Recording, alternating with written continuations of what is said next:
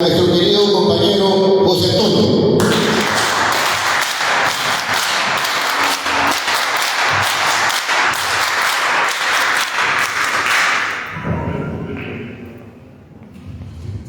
Compañeros, para mí es un honor asistir a este acto de conmemoración del 101 aniversario de una gesta democrática precursora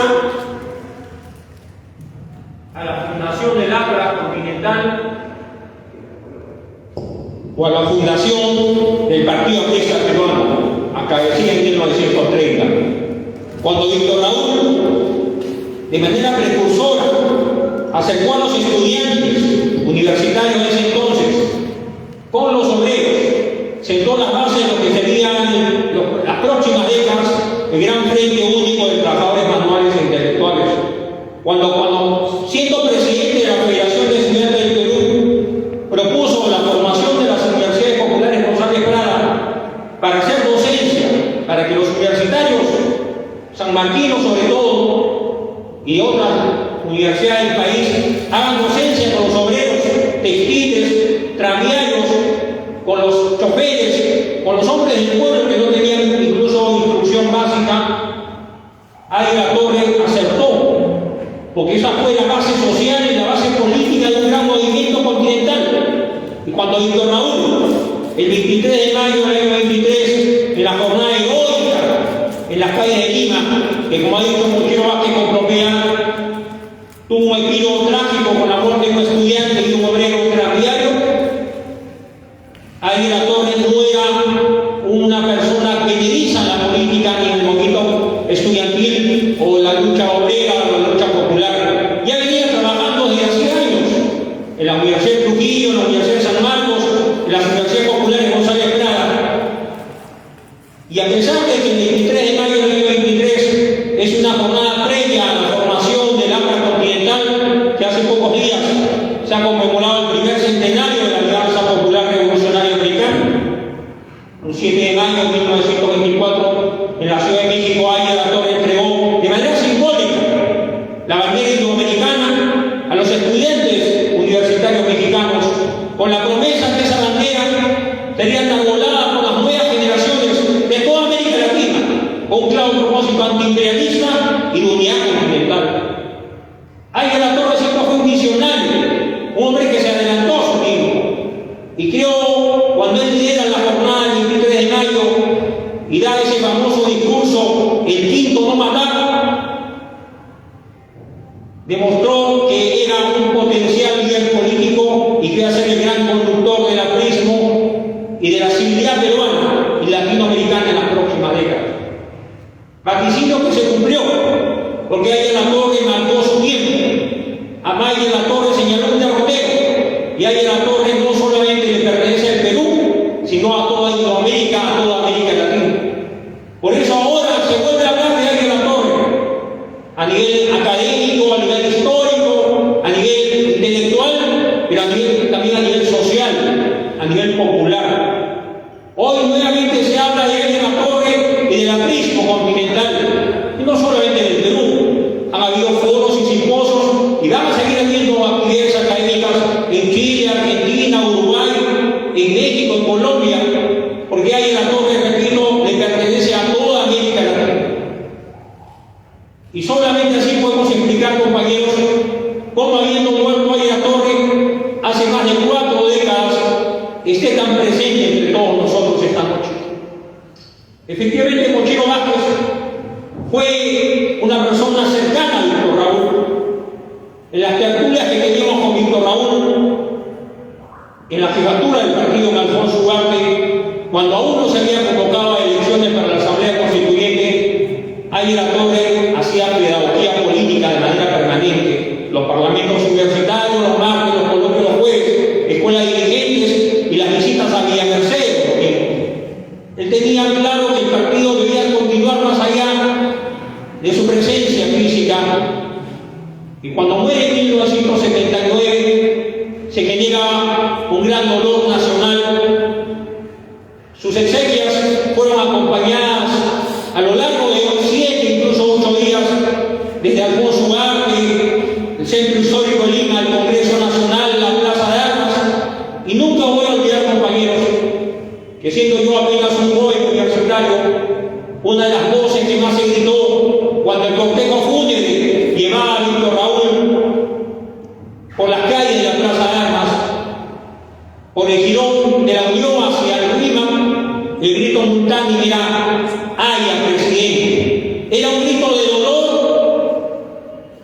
un grito de esperanza, porque el hombre más declarado del siglo XX se le negó el derecho legítimo de ser presidente de la República.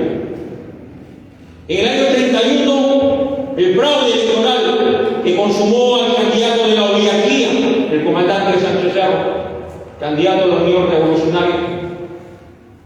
Luego la larga clandestinidad de Víctor Raúl entre el 34 y el 45, y en un gesto democrático el partido en el año 45 da sus votos al candidato del Frente Democrático José Luis Bustamante Obrero. Pero nuevamente la tiranía se impone en el 48. Ahí la Torre se vea en la obligación propuesta por la dirigencia nacional del partido de buscar asilo, y fue el gobierno de Colombia que le concede asilo a Víctor Raúl, quien permanece más de 5 años en la residencia de la Embajada de Colombia en la ciudad de Lima. Y como pierde su nacionalidad, porque a ese extremo llegó la tiranía de Odría, tiene que valerse un pasaporte uruguayo para abandonar el territorio peruano rumbo al exilio a México. Y recién puede retomar el año 57. Y como Ariel Torre tenía claro que su propósito era llegar al pueblo, siguió conduciendo el partido. Y cuando había ganado legítimamente las elecciones de 1962, había tenido más votos que Fernando Belaúnde. Las listas parlamentarias apristas habían tenido más presencia en diputados y senadores. Se produce y se consuma otro golpe de Estado contra la Pérez de Godoy, interrumpe el proceso democrático y el APRA se vio obligada a ir a nuevas elecciones en el año 63. Pero un gesto que pone de relieve la grandeza de Ariel Torre en el famoso discurso del veto del 4 de julio del año 62, Víctor Raúl en el patio de deportes de la Casa del Pueblo de Alfonso Ugarte da un discurso memorable. Están las obras completas de Víctor Raúl, está recogido en otras ediciones de la Prismo. El discurso del veto, donde señala claramente que si él es un obstáculo para preservar la libertad y la democracia en el Perú, él se aparta del proceso con tal que el partido conserve la legalidad y se respeten los resultados parlamentarios alcanzados por las listas de senadores y diputados. Y no hay que olvidar, compañeros, que si Víctor Raúl a los 67 años hubiera sido presidente de la República, seguramente hubiera encabezado la gran transformación por la que habían luchado en el año 23 los tranviarios, los obreros y los estudiantes, como ha dicho con propiedad Mochero Vázquez, la libertad y la conciencia. Ariel Torre fue sobre todo eso, un libertario, creyó sobre todo en la libertad del hombre, en los derechos humanos, en los derechos del hombre y del ciudadano. Y esa famosa frase, tan breve, tan concisa, "pan con libertad", expresa lacónicamente, brevemente, lo que es el APRA en sí. Justicia con libertad, derechos, pero con libertad. Siempre Víctor Raúl se opuso a todo tipo de tiranías, y el APRA nunca transigió con ningún golpe militar o con ninguna tiranía que se impuso a lo largo del tiempo en la historia nacional. Y por eso Víctor Raúl, en la etapa señera de su vida, cuando ya tenía más de 80 años, no tuvo problemas en sumar su esfuerzo y poner todo su prestigio personal e internacional para ayudar al Perú para el retorno de los militares a los cuarteles y la convocatoria de la Asamblea Constituyente a las elecciones presidenciales del año 80. Víctor Raúl no alcanzó la presidencia de la República, pero sin embargo tiene un lugar ganado en la historia nacional. ¿Quién recuerda a Sánchez Cerro, a Benavides, Prado, Odría? ¿Quién recuerda a Uribe Alegría? ¿Quién habla en nombre de ellos? ¿Quién habla en nombre de los Prado o de los Pardos? Nadie habla en nombre de ellos. Nosotros esta noche, y las nuevas generaciones que veo presentes en esta sala liberteña, seguirán hablando de Víctor Raúl en los próximos años y décadas, porque esa es la grandeza de Ariel Torre. llegó a la conciencia del pueblo. Más de 20 obras, el antiimperialismo de APRA, la defensa continental, el paso tiempo histórico por la emancipación de América Latina. Cientos de artículos publicados en las revistas más importantes de América Latina, incluso de Europa. Y Ariel Latorre no fue muy improvisado. Era un hombre muy exigente y muy riguroso, muy estudioso, un académico y un intelectual. Cuando el tirano Leguía lo deporta en 1923, tiempo después de los acontecimientos del 23 de mayo, Ariel Latorre sale al exilio. Y sale al exilio a Panamá. Y el tirano Leguía le ofreció alguna prebenda, alguna ayuda económica. Y Ariel Latorre, por cierto, rechazó todo tipo de ayuda del tirano Augusto de Leguía, porque tenía dignidad, tenía honor y tenía valía moral. Y salió en situación difícil económicamente e inició un largo periplo por América Central, primero Panamá, Guatemala, Honduras, El Salvador, Nicaragua. Eran los tiempos del sandinismo, de la lucha del sandinismo por la liberación de su país. Llegó a México. Y en mayo del año 24, como yo lo he manifestado, de manera simbólica entregó la bandera indoamericana para dar inicio al gran movimiento popular continental.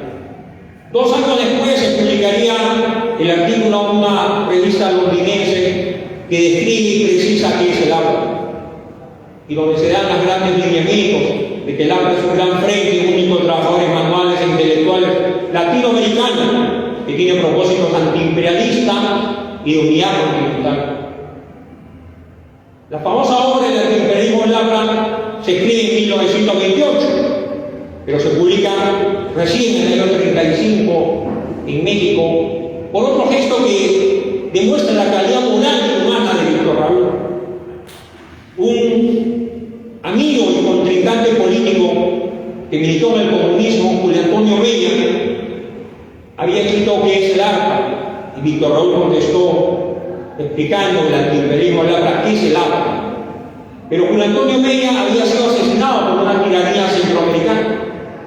Y Víctor Raúl le pareció impropio que le contestara a su amigo ya muerto, asesinado por un tirano, y por eso esperó un mejor momento para publicar el antiimperialismo del APRA.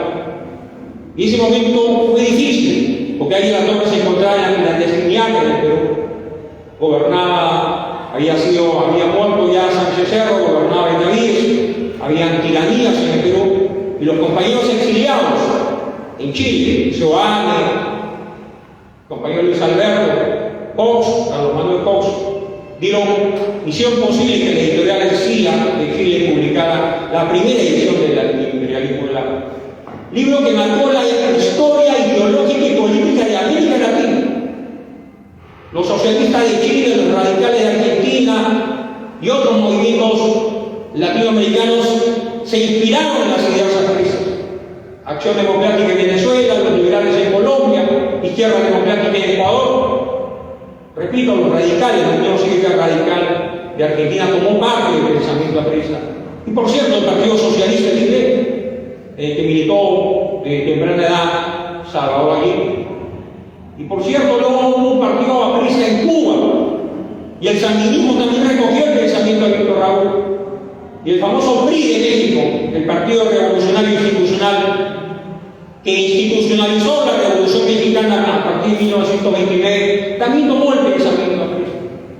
Por eso hace pocos días en México, el líder del partido PRI, que ha gobernado varias décadas, 70 años gobernó México, entre 1929 y el año 2000, ha rendido tributo a un acto lleno de protocolo, pero también de historia y simbolismo, ha rendido tributo a Víctor Raúl y al APRA continental por el gran aporte ideológico.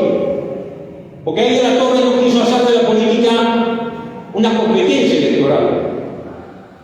Quiso hacer de la política una manera de hacer docencia, hacer pedagogía, que el pueblo se instruya, que el pueblo se eduque, que el pueblo sepa elegir. Y por eso que el APRA, compañeros y compañeras, sin ser gobierno, han gobernado desde la base popular, desde el pueblo, en las grandes acciones sociales que toda aprista por vocación hacemos en nuestro barrio, en nuestra junta de vecinos, en nuestro sindicato, en nuestra agrupación profesional, en nuestra institución en la que trabajamos o la universidad en la que enseñamos. Por eso el partido tiene que volver, y esta tarde conversaba con Chero Vázquez, a ser un partido escuela. Un partido que forme en valores políticos, ideológicos y valores morales a esta y a las próximas generaciones. No son muchos los partidos que tienen más de 100 años, son pocos. Uno de ellos es el Partido Laborista inglés, que en pocas semanas en el Reino Unido va a haber elecciones generales para elegir un nuevo primer ministro. Y ese Partido Laborista, con el que tuvo ahí la torre cercanía y amistad con sus líderes, sigue estando vigente en el Reino Unido. De tal modo, compañeros, que las fotos que vemos que ilustran esta sala no son fotos casuales o solamente anecdotarios o álbumes familiares. Cada foto es el testimonio de un hecho histórico, de un hito político y de una marcha continua por la lucha popular, por la lucha del pueblo. Arias Latorre no quiso que en el año 23 el gobierno Leguía, con propósitos reeleccionistas, usara el corazón de Jesús como herramienta política para perpetuarse en el poder.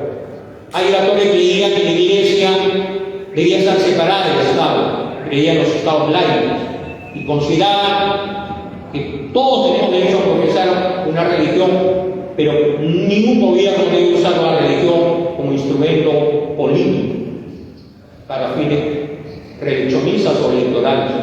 Por eso insurgieron los universitarios y los obreros en esa jornada memorable del 23 de mayo. Jornada en la que, como se ha dicho, un obrero tranviario, un trabajador del transporte tranviario y un estudiante fueron asesinados por la fuerza de represión del gobierno de Leguía. Y Víctor Raúl ahí demostró que era un líder no solamente en formación, sino ya era un líder cuajado. Por eso un año después funda el APRA y tiene una gran prédica en toda América Central y en México. Pero hay otro detalle que yo quiero comentar con ustedes. Víctor Raúl no era un teórico. Víctor Raúl se acercó a México, estudió la realidad social de México, el gran proceso revolucionario mexicano, que se inicia en 1910 con una revolución agrarista, la tierra es para quien la trabaja, y contra los propósitos reeleccionistas de Porfirio Díaz. Por eso en México no hay reelección presidencial. Y hay una gran constitución que hasta ahora está vigente en México, la Constitución de Querétaro de 1917. ¿Qué es tan importante para el APRA y para Víctor Raúl fue que forma parte de los anexos del antiimperialismo del APRA algunos artículos de la Constitución de Querétaro, Constitución Mexicana de 1917. Entonces, ahí el autor siempre señaló que era la Revolución Mexicana el gran laboratorio, ¿no?, teórico social de la experiencia latinoamericana. Y ahí el autor tuvo claro que para enfrentarse al imperialismo norteamericano o a cualquier forma de imperialismo era necesario saber tratar con el capital extranjero, pero también unir a toda América Latina. Pues ahora que se habla de Mercosur, o se puede hablar de UNASUR, o se habla del Pacto Andino, ahí el autor fue el precursor de todos esos procesos de integración. Y en esa línea, compañeros, creo que es el deber nuestro enseñar lo que aprendimos. Y en base a la experiencia de vida y experiencia profesional, compartir con ustedes datos, fechas, episodios, conceptos, porque ahora hay mucha desinformación. El APRA es un partido que ha creído siempre en la alianza de clases, no en la lucha de clases. Por eso enarboló la bandera del Frente Único. Creyó en el antiimperialismo, sí, pero no un antiimperialismo demagógico, sino un antiimperialismo constructivo, bajo la premisa, según lo dijo y explicó ahí la Torre, que el imperialismo en nuestros países era la primera fase del capitalismo y que había que desarrollar la fuerza del capitalismo, pero bajo un Estado antiimperialista que se pudiera tratar con el capital de inversión extranjera, bajo el concepto que los países desarrollados podían aportar capital y tecnología, como viene sucediendo ahora. Hay países de mayor desarrollo tecnológico, de mayor capacidad tecnológica, de mayor innovación tecnológica y con grandes capitales. Estamos viendo el Perú de estos días que se habla del puerto de Chancay, que hace una inversión de la República Popular China. Se habla de otras inversiones en el sector minero, se habla de otras inversiones en el sector agrícola. Entonces, Víctor Raúl, el gran precursor de las grandes obras de irrigación en todo el norte del Perú, Chavimochi, entre otras, el gran precursor de la educación gratuita en todos sus niveles, el gran precursor del derecho de voto de la mujer, de la ciudadanía a los 18 años, el gran precursor de una reforma agraria concebida como una herramienta de justicia, pero también que hiciera posible la mejora tecnológica del agro y la reivindicación de los derechos del campesino. Porque Águila Torres nunca fue demagogo, nunca engañó al pueblo, ni hizo promesas falsas para ganar votos o simpatías. Trataba de explicar de manera más sencilla conceptos difíciles. Y una frase que yo le escuché a Víctor Raúl en uno de sus últimos coloquios en la Casa del Pueblo, antes de ganar a las elecciones a la Asamblea Constituyente del año 78, me quedó grabada. Dijo Víctor Raúl: en la época más difícil de la tiranía, de una de las tiranías peruanas, un gendarme, un militar prepotente, maltrató de palabra a una humilde campesina. Y le dijo: tú no puedes ser aprista, porque tú eres ignorante, tú eres analfabeta, y el hambre es muy difícil de comprender y de entender. Y esta señora, con gran sabiduría, como la sabiduría que tiene siempre el pueblo, le contestó a ese malcriado, prepotente, altanero, le dijo: no entiendo lo que es el hambre, pero sí siento lo que es el hambre. Y creo que todos los que estamos presentes esta noche sentimos a Águila Torres, sentimos al ACA, y por eso agradezco a Mochero, al Comité Regional, al compañero Morán, la invitación que me ha cursado. Saludo al compañero Nandini, gran maestro universitario.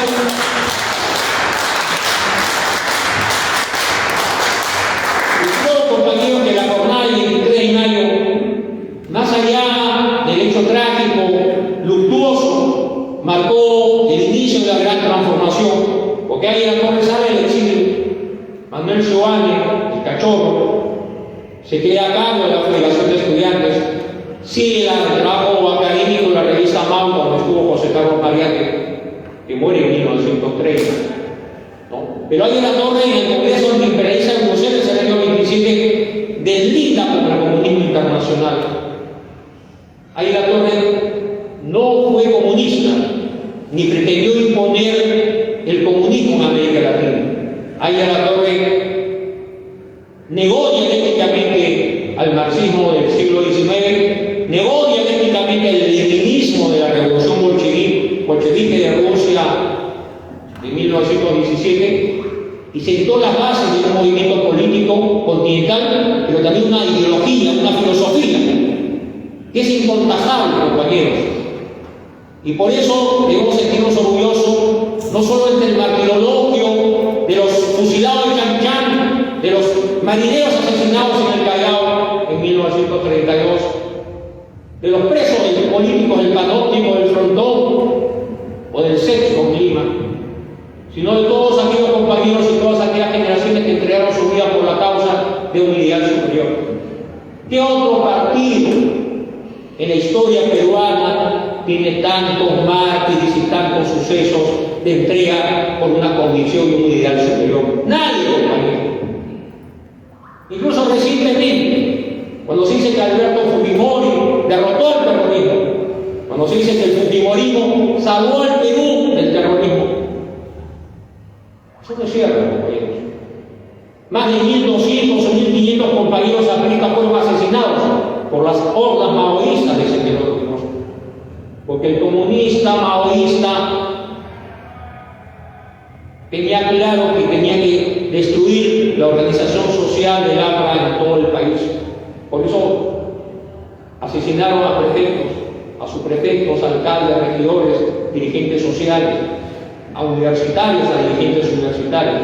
Cuadros valiosos del partido fueron asesinados por los senderos en los años 80.